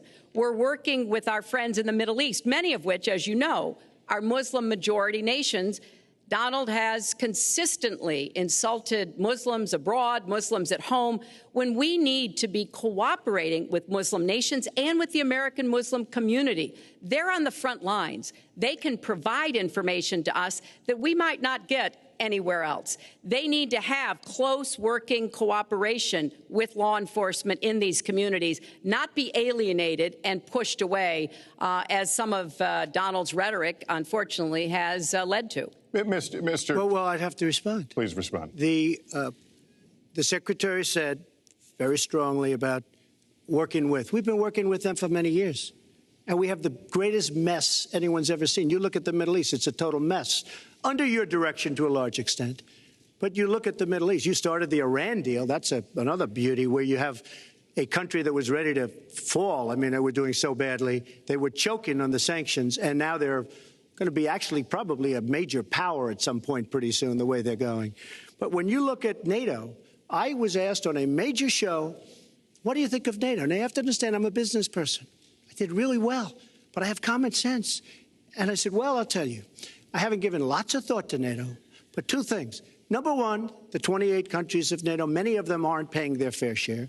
Number two, and that bothers me because we should be, as we're defending them, and they should at least be paying us what they're supposed to be paying by treaty and contract. And number two, I said, and very strongly, NATO could be obsolete because, and I was very strong on this, and it was actually covered very accurately in the New York Times, which is unusual for the New York Times, to be honest. But I said they do not focus on terror. And I was very strong, and I said it numerous times. And about 4 months ago, I read on the front page of the Wall Street Journal that NATO is opening up a major terror division. And I think that's great. And I think we should get, because we pay approximately 73% of the cost of NATO. It's a lot of money to protect other people. But I'm all for NATO. But I said they have to focus on terror also, and they're going to do that. And that was, believe me, I'm sure I'm not going to get credit for it, but that was largely because of what I was saying and my criticism of NATO. I think we have to get NATO to go into the Middle East with us, in addition to surrounding nations, and we have to knock the hell out of ISIS, and we have to do it fast. When ISIS formed in this vacuum created by Barack Obama and Secretary Clinton, and believe me, you were the ones that took out the troops. Not only that, you named the day. They couldn't believe it. They sat back probably and said, I can't believe it. They said, no, wait a minute. We've covered when they formed, this is something that never should have happened. It should have never happened. Now, you're talking about taking out ISIS, but you were there and you were Secretary of State when it was a little infant. Now it's in over 30 countries. And you're going to stop them? I don't think so. Mr. Trump, a lot of these are judgment questions. You had supported the war in Iraq before the invasion. What makes your judgment? I did not support the war in Iraq. 2002. That is a mainstream media nonsense put out by her because she, frankly, I think the best person in her campaign is mainstream media. My question is, since you would you like to supported hear? it, why is your I was why against is your the war. judgment? Wait a minute. I was against the war in Iraq, just so you put it out. The record shows otherwise. The record but why does not show why that. is your the judgment record shows that I'm right. When I did an interview with Howard Stern, very lightly, first time anyone's asked me that, I said, very lightly, I don't know, maybe, who knows, essentially. I then did an interview with Neil Cavuto. We talked about the economy is more important. I then spoke to Sean Hannity, which everybody refuses to call Sean Hannity. I had numerous conversations with Sean Hannity at Fox, and Sean Hannity said, and he called me the other day, and I spoke to him about it. He said, you were totally against the war, because he was for the war. Why is your judgment better than... And that was before the war started. Sean Hannity said very strongly to me and other people, he's willing to say, but nobody wants to call him, I was against the war. He said, you used to have fights with me because Sean was in favor of the war. And I understand that side also, not very much, because we should have never been there. But nobody called Sean Hannity. And then they did an article in a major magazine shortly after the war started, I think in 2004, but they did an article which had me totally against the war in Iraq. And one of your compatriots said, you know, whether it was before or right after, Trump was definitely, because if you read this article, there's no doubt. But if somebody, and I'll ask the press, if somebody would call up Sean Hannity, this was before the war started, he and I used to have arguments about the war. I said it's a terrible and a stupid thing. It's going to destabilize the Middle East, and that's exactly what it's done. It's been a disaster. My reference was to what you had said in 2002, and my question was, why is your judgment any different than Mrs. Clinton? Well, I have much better judgment than she does. There's no question about that. I also have a much better temperament than she has. You know, I have a much better... She spent, let me tell you, she spent hundreds of millions of dollars on an advertising. You know, they get Madison Avenue into a room, they put names. Oh, temperament, let's go after. I think my strongest asset, maybe by far, is my temperament. I have a winning temperament. I know how to win. She does not know how to win. Clinton. Wait, the AFL-CIO the other day, behind the blue screen, I don't know who you were talking to, Secretary Clinton, but you were totally out of control. I said, there's a person with a temperament that's got a problem. Secretary Clinton. Woo, okay. Let's talk about two important issues that were briefly mentioned by Donald. First, NATO. You know, NATO as a military alliance has something called Article 5, and basically it says this: an attack on one is an attack on all. And do you know the only time it's ever been invoked? After 9/11, when the 28 nations of NATO said that they would go to Afghanistan with us to fight terrorism, something that they still are doing by our side. With respect to Iran, when I became Secretary of State, Iran was weeks away from having enough nuclear material to form a bomb. They had mastered the nuclear fuel cycle under the Bush administration. They had built covert facilities. They had stocked them with centrifuges that were whirling away. And we had sanctioned them. I voted for every sanction against Iran when I was in the Senate, but it wasn't enough. So I spent a year and a half putting together a coalition that included Russia and China to impose the toughest sanctions on Iran. And we did drive them to the negotiating table. And my successor, John Kerry, and President Obama got a deal that put a lid on Iran's nuclear program without firing a single shot. That's diplomacy. That's coalition building. That's working with other nations. The other day, I saw Donald saying that there were some Iranian sailors on a ship in the waters off of Iran, and they were taunting American sailors who were on a nearby ship. He said, you know, if they taunted our sailors, I'd blow them out of the water and start another war. That's not good judgment. That is not the right temperament to be commander-in-chief, to be taunted. And the worst part of what we've heard Donald say has been about nuclear weapons. He has said repeatedly that he didn't care if other nations got nuclear weapons, Japan, South Korea, even Saudi Arabia. It has been the policy of the United States, Democrats and Republicans, to do everything we could to reduce the proliferation of nuclear weapons. He even said, well, you know, if there were a nuclear war in the East Asia, well, you know, that's fine. You know, have a good time, folks. And in fact, his cavalier attitude about nuclear weapons is so deeply troubling. That is the #1 threat we face in the world, and it becomes particularly threatening if terrorists ever get their hands on any nuclear material. So a man who can be provoked by a tweet should not have his fingers anywhere near the nuclear codes, as far as I think anyone with any sense about this should be concerned. That line's getting a little bit old, I must say. Listen, it's a good one, though. I would like to, well describes the problem. It's not an accurate one at all. It's not an accurate one. So I just want to give a lot of things, and just to respond, I agree with her on one thing. The single greatest problem the world has is nuclear armament, nuclear weapons, not global warming like you think and your president thinks. Nuclear is the single greatest threat. Just to go down the list, we defend Japan, we defend Germany, we defend South Korea, we defend Saudi Arabia, we defend countries. They do not pay us what they should be paying us because we are providing tremendous service and we're losing a fortune. That's why we're losing. We lose on everything. I say, who makes these? We lose on everything. Well, I said that it's very possible that if they don't pay a fair share, because this isn't 40 years ago where we could do what we're doing. We can't defend Japan, a behemoth selling us cars by the million. We need to move on. Well, wait, but it's very important. All I said was they may have to defend themselves or they have to help us out. We're a country that owes $20 trillion. They have to help us out. As far as the nuclear is concerned, I agree. It is the single greatest threat that this country has. Which leads my next question as we enter our last segment here still on the subject of securing America. On nuclear weapons, President Obama reportedly considered changing the nation's longstanding policy on first use. Do you support the current policy? Mr. Trump, you have 2 minutes on that. Well, I have to say that, for what Secretary Clinton was saying about nuclear with Russia, she's very cavalier in the way she talks about various countries. But Russia's been expanding. They have a much newer capability than we do. We have not been updating from the new standpoint. I looked the other night, I was seeing B-52s. They're old enough that your father, your grandfather could be flying them. We are not keeping up with other countries. I would like everybody to end it, just get rid of it.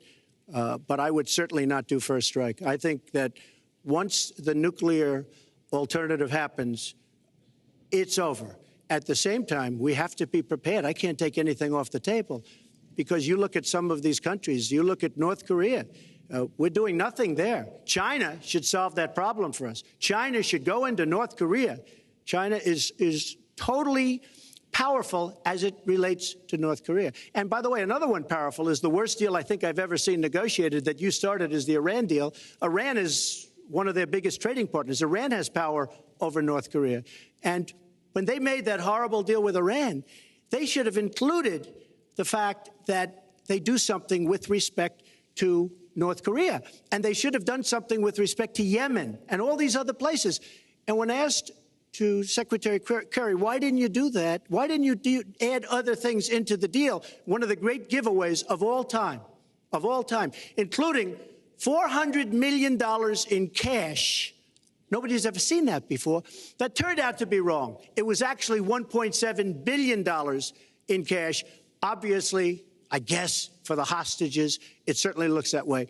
So you say to yourself, why didn't they make the right deal? This is one of the worst deals ever made by any country in history. The deal with Iran will lead to nuclear problems. All they have to do is sit back 10 years, and they don't have to do much, and they're going to end up getting nuclear. I met with Bibi Netanyahu the other day. Believe me, he is not a happy camper. All right. Mrs. Clinton, Secretary Clinton, you have 2 minutes. Let me start by saying words matter.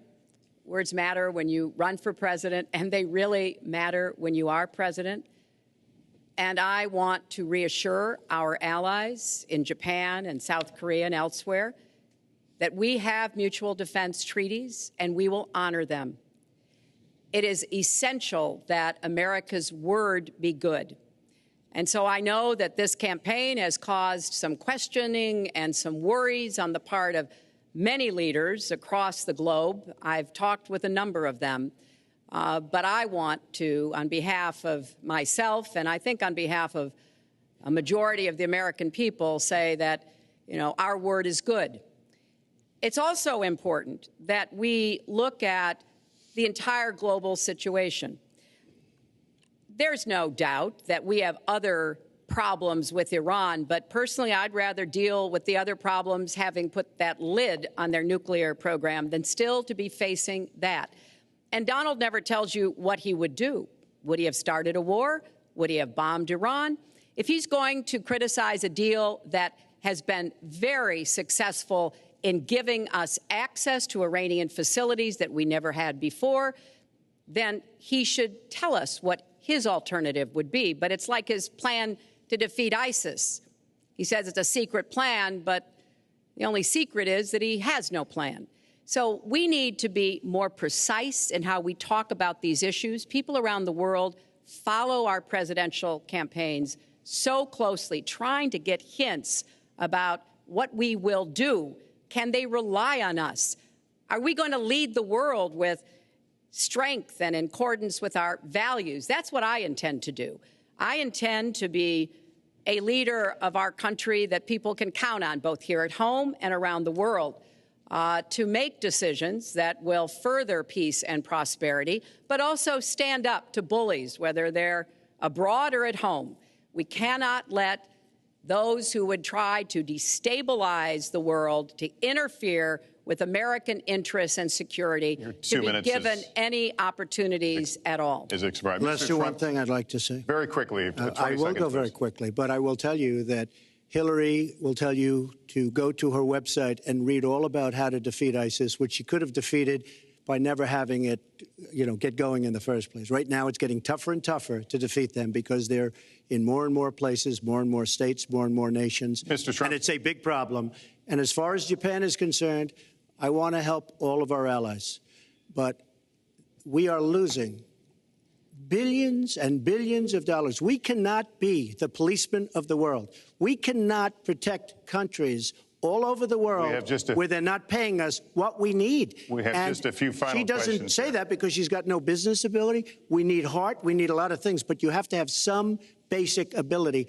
And sadly, she doesn't have that. All of the things that she's talking about could have been taken care of during the last 10 years, let's say, while she had great power.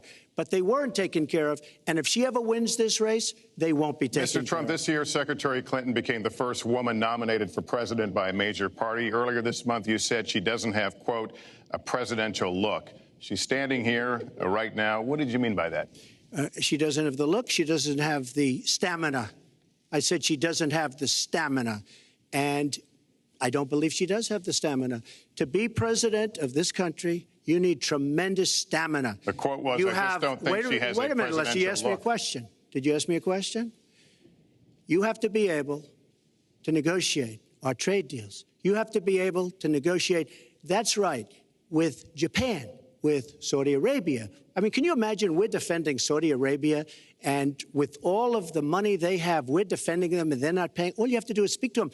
Wait, you have so many different things you have to be able to do, and I don't believe that Hillary has the stamina. Let's let her respond.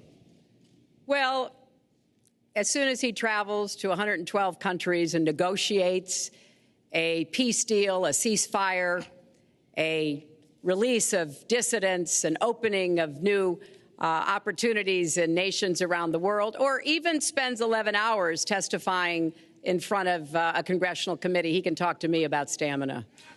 The world, let me tell you, Hillary has experience, but it's bad experience. We have made so many bad deals during the last.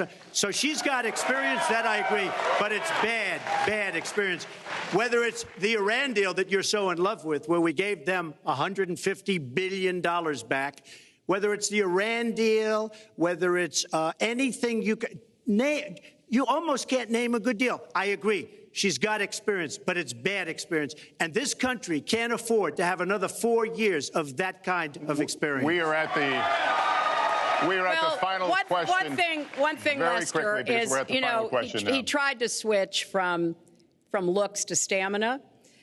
But this is a man who has called women pigs, slobs, and dogs, and someone who has said pregnancy is an inconvenience to employers, who has said women don't deserve equal pay unless they do as good a job as men.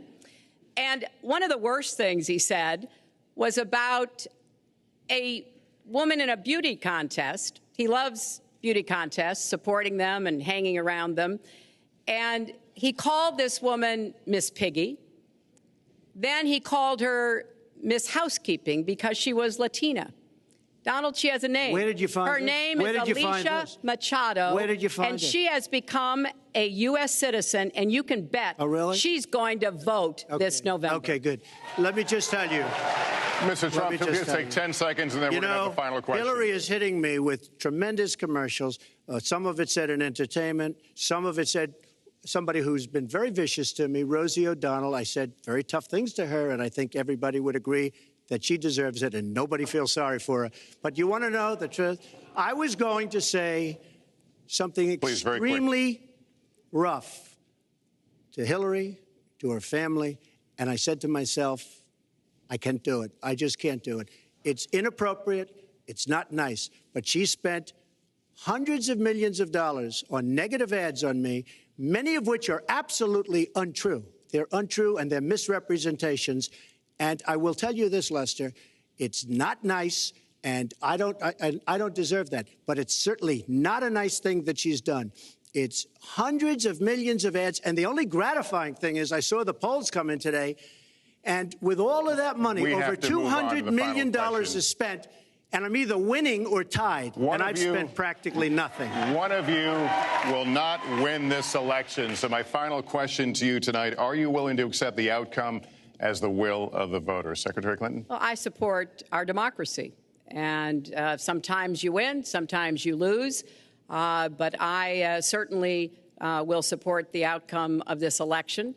And I know Donald's trying very hard to plant doubts about it, but I hope the people out there understand this election's really up to you. It's not about us so much as it is about you and your families and the kind of country and future you want. So I sure hope you will get out and vote as though your future depended on it, because I think it does. Mr. Trump, very quickly, the same question. Will you accept the outcome as the will of the voters? I want to make America great again. We are a nation that is seriously troubled. We're losing our jobs. People are pouring into our country. The other day, we were deporting 800 people, and perhaps they passed the wrong button, they pressed the wrong button, or perhaps, worse than that, it was corruption. But these people that we were going to deport for good reason ended up becoming citizens. And it was 800, and now it turns out it might be 1,800, and they don't even know. Will you accept Look, the outcome here's of the the story. election? I want to make America great again. I'm going to be able to do it. I don't believe Hillary will. The answer is, if she wins, I will absolutely support her. All right. Well, that is going to do it for us. That concludes our debate for this evening. A spirited one. We covered a lot of ground, not everything, as I suspected we wouldn't. The next presidential debates are scheduled for October 9th at Washington University in St. Louis and October 19th at the University of Nevada, Las Vegas. The conversation will continue. A reminder, the vice presidential debate is scheduled for October 4th at Longwood University in Farmville, Virginia. My thanks to Hillary Clinton and to Donald Trump and to Hofstra University for hosting us tonight. Good night, everyone. And that concludes the first debate between Hillary Clinton and Donald Trump. We watched them there on the stage, joining Gwen Ifill and me here in our studio for some analysis. Syndicated columnist Mark Shields, New York Times columnist David Brooks, and Amy Walter of the Cook Political Report. Mark Shields, they did cover a lot of ground, from jobs to taxes, from race to ISIS and just now women. What did you make of it all?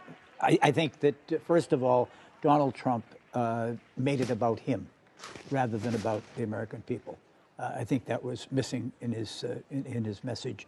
And I really think that he is a remarkable political figure in that if you think about American presidents, whether it's Ronald Reagan or John Kennedy or Barack Obama or Franklin Roosevelt, there was always an optimism to them. It is a very dark and rather dreary message that was surrounded by people who are not simply incompetent, but who are cutting deals, who have conflicts of interest. If Hillary Clinton, I thought was Hillary Clinton. She was factual. She was well organized in thinking. Not particularly likable. Did not come across as did not reveal much about herself other than that anecdote about her dad again and a brief nod to the grandchild at the opening. But I really thought Trump failed his test of presidential. As we watch the families come on stage, as is typical after these debates, the Clintons, former President Bill Clinton and Hillary Clinton, of course, and Chelsea Clinton is there as well. And on the other side of the stage, Melania and Donald Trump, his sons, his daughters, all there to greet them. Now, Amy, we counted it up. Hillary Clinton referred to Donald Trump by his first name, Donald. Most people call him Mr. Trump, 22 times. She clearly had it in her mind that she wanted to get under his skin, to bug him. Did it work? Well, he was on the defensive much more than he was on the offense in this debate, whether it was on the question of the birtherism, on his taxes, his support for the Iraq War, the debate about women, and his things he said about women, about stamina. This was a debate in which she was able, and I think that Mark is completely right. Trump made it about himself, but she helped him to make it about himself. Look, she did not provide the vision. I think that there are a lot of folks, even on the Democratic side, looking for that sense of what is the bigger message of Hillary Clinton. She's very smart. She has all of the facts outlined. She has all of the policy papers up on her website. But the bigger sort of cohesive vision for where we take America, I don't know that we still saw that in this debate. David, how do you see this? Did either one of them do what they needed to do tonight? Well, it wasn't. What they needed to do was make me feel better about the country. They failed. It was the opposite of elevating on both sides. I thought for the first half hour that Donald Trump was winning, and I thought that was because he may be obnoxious, but he is a change agent, and the first half hour was on his turf. And her answers, Hillary Clinton's answers, when it gets to policy, it can't just be 3 things. It has to be 16 things. And you get in the laundry list mode. Then she started attacking him, and she had 2 devastatingly good answers on the birther issue and the tax return issue, which were really good assaults on him. So even though she's not good at describing a policy, she's really good at going after him. And then the debate got on, and Donald Trump became Donald Trump. And with every answer, was digging it a little deeper. His birther answer was abysmal. Terrible. And a bunch of bad answers all in a row. The race issue was terrible. The looks issue, bad. And so his lack of preparation, and frankly, a lot of his policies and his character just got worse and worse and worse. So I think you'd have to say this was a Clinton night. John Yang is at Hofstra University for us tonight. He's at the site of tonight's debate. And I'm wondering what the scene is like there, John, how it's going over.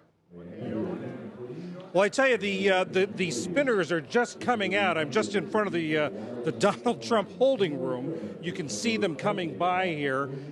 Before Senator Claire McCaskill came by, she is obviously a supporter of Secretary Clinton. She was telling me that she felt, and this is sort of the line coming out of the Clinton room tonight, that Donald Trump, once again, they say, showed that he wasn't prepared to be president. They say that it came right from the top when the secretary was able to give what they're saying was a coherent policy about providing jobs in America, but he wasn't. I tried to, Governor Christie went by, wouldn't stop. I'm trying to see if I can get someone from the Trump campaign to get their reaction, but so far, that's what we've gotten so far. Okay, John, we're going to let you keep searching for people in the room to talk to, and we'll get back to you. Well, and Mark, I want to come to you because was there any, David was saying that Donald Trump did better in the first half hour when they talked about jobs, and he talked about jobs leaving the country. Did Hillary Clinton ever have an answer to that? Well, I mean, she was defensive. There's no question about it. She's defensive on the TPP. But I mean, her answer that there were more manufacturing jobs, she did a defense of her husband's economic record. Not a rather tepid defense. I mean, there was a hell of a defense to be made for Bill Clinton's 8 years of 22 million jobs and the lowest unemployment rate for African Americans in the history of the country, balance in the budget. She just said the more manufacturing jobs in the 90s. But I want to say in defense of Trump, and not to be totally, I mean, I have never heard a presidential candidate, I've heard 40 of them, say, I'm extremely under-leveraged. I mean, that was a rather remarkable statement if you think about it. And when he talked about not paying taxes, he said it would be squandered too. That's why he didn't pay any taxes. I thought those were kind of, and the explanation, the one that will be most memorable was that who hacked the DNC? It wasn't Russia. Could have been Russia. Could have been China. Could have been some other country, or it could have been someone sitting on the bed that weighs 400 pounds. I don't know if the bed weighs 400 pounds or the person weighs 400 And that pounds. is your definition of in That was defense it. of Donald That Trump. was it. That was just checking. He touched me too. I'm under-leveraged myself. Can we talk a little bit about the line of questioning on race? Because when I never heard a presidential candidate in the debate call the person that he or she is running against use the word racist 3 times. Yeah. And also, when he was asked about race, Donald Trump talked about law and order. What were the dog whistles in the room? Or maybe they weren't even dog whistles. Everybody could hear them. Yeah, Donald Trump's answer, whenever there's an issue on whether it's on race, whether it's on policing, whether it's on terrorism, he always comes back to, it's all about law and order. We're going to get the police. We're going to get stuff done because that's how things work. And we also know that that's an answer that is not a comfortable answer for many people in the African-American community and in among non-white voters about who gets profiled when we have stop and frisk programs, when we have law and order, what that actually means. These were questions that were not the kinds of questions that Donald Trump answers particularly well, but that's not who he's playing to. I mean, we talked about this a lot during the convention. Throughout the convention, throughout this debate, Donald Trump talked to the same people he's been talking to this entire campaign. There are a group of voters out there who are white, who are working class, who he's done very, very well with. And those are the voters he expects to take him all the way throughout this election. And he's not interested in reaching out and getting beyond that base. You know, David, picking up on what Amy's saying, it seems to me that much of this debate was on territory where Donald Trump is uncomfortable. I mean, the whole birther question, Lester Holt raised that. He pushed Donald Trump on that. He pushed him on his tax returns, which we've been talking about. I mean, these were areas where Donald Trump was back against the ropes. Yeah, I do think Holt was tougher on Trump than on Clinton. Maybe there's more to work with there. And he certainly exposed some vulnerabilities. The defense that I have a country club in Palm Beach, which allows in some minorities, that is not your good defense.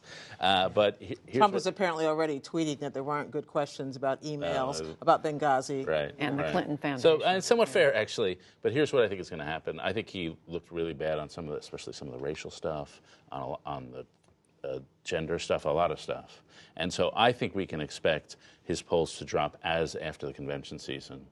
But as Amy said, that's not his audience. And 2, he is thematically so consistent. Mm-hmm. We are under assault. We are under assault. We are under assault. And it would not surprise me if his numbers began to go up as they have in the last couple of weeks with all the stuff. He's already said all this before. I might also ask that if you want to know, we've been keeping track of the things that were true, the things that were false that were said tonight on our website, pbs.org/newshour. Just go there and find what all of our experts, including our own Margaret Warner, our old Paul Solman, are answering these questions. But facts. Pulling it together. Facts seem to be an important issue here, or lack thereof tonight, Mark. And that was also Hillary Clinton's turf.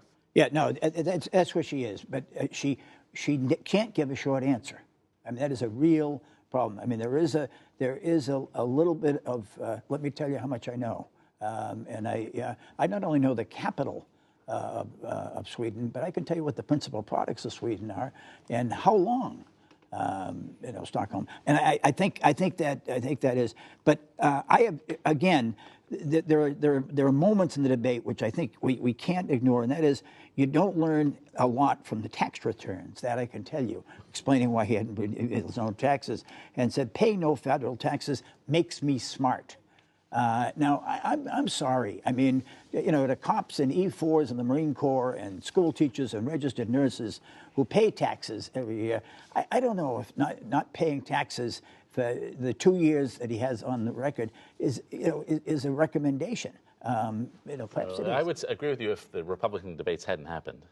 And maybe it's just the Republican audience is different. But the rules are a little different this year. And a lot of things where he says, I'm smart, I got away with this. I do think that has some resonance in a country high in social distrust. And I do think some of the rules are a little different applying to him. Do you think those respectable Republicans who have come to him in the last few weeks, I mean, sort of the thoughtful and kind of overlooking it, I mean, you think they were made comfortable tonight? Total squirming. Well, that's really the question. Did he pass the judgment test? But to the point of, which I don't know that he was able to pass the judgment temperament test. I don't think that was, he gets high marks on that. But on the question about where the country feels that we're going, they're pretty evenly divided between whether, and this is the Wall Street Journal poll, is our country losing ground or is our country making progress? 48% say losing ground, 45% say making progress. Not surprisingly, among white Americans, plus 11 losing ground, among non-white Americans, plus 28 making progress. And so when you see these candidates literally talking past each other, as you pointed out, on race issues, on so many other issues about where we're going on taxes, temperament. It's literally, we have countries that seeing the direction that we're going in completely different. I think all three of you were saying before the debate that Hillary Clinton tonight needed to be more likable. She needed to, Mark, what was your term? She needed to. At the end of it, you say, not a bad egg. Not a bad egg. That's no, the really. one. I mean, kind did of. She? I'd like to have her in the carpool, and or. But did she do that in the PTA tonight? meeting? Did that happen or not?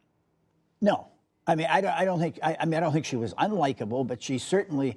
There wasn't any point at which you got to peek into her, who she is.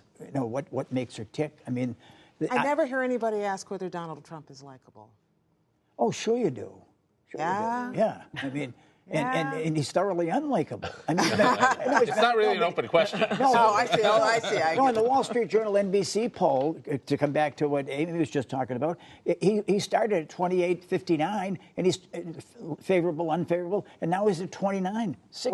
We're going to go quickly back to Hofstra University in New York. Our John Yang is there. John, you've maybe found a Trump person?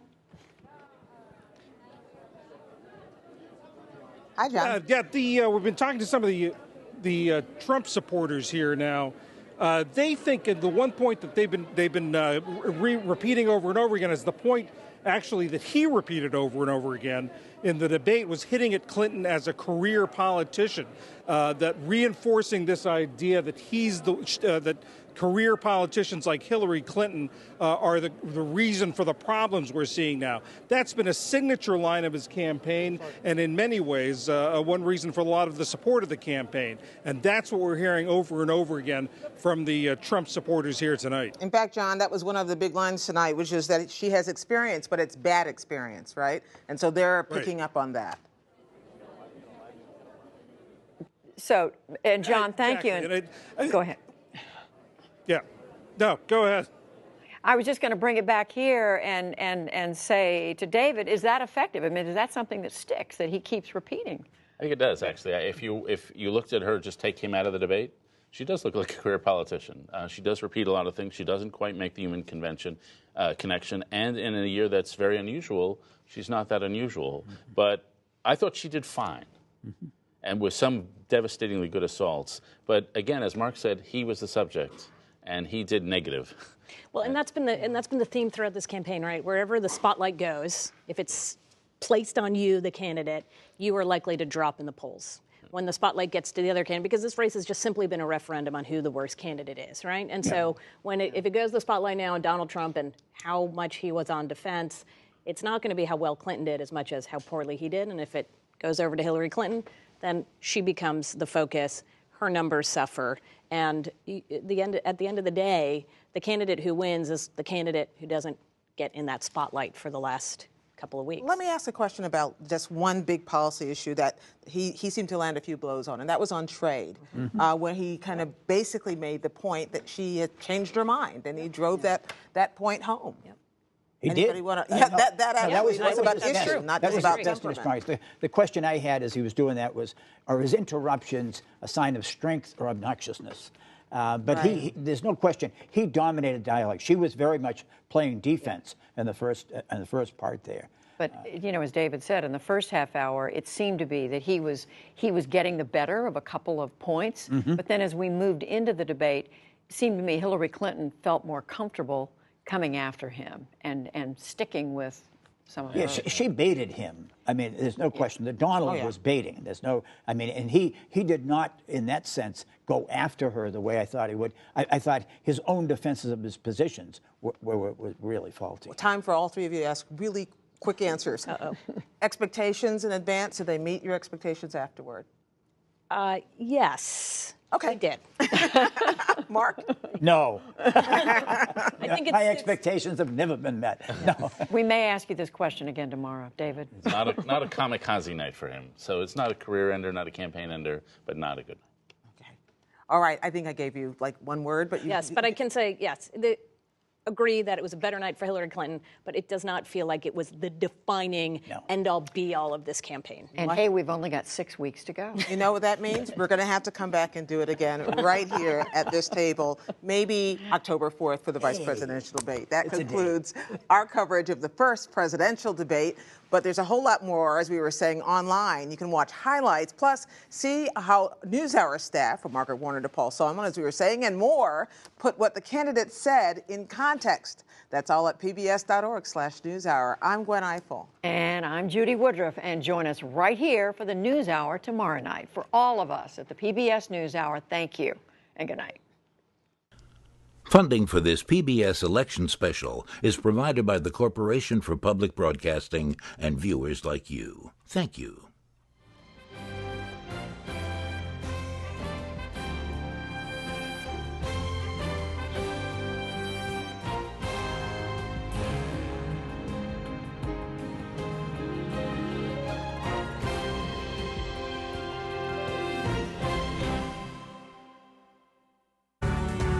Election 2016 on PBS.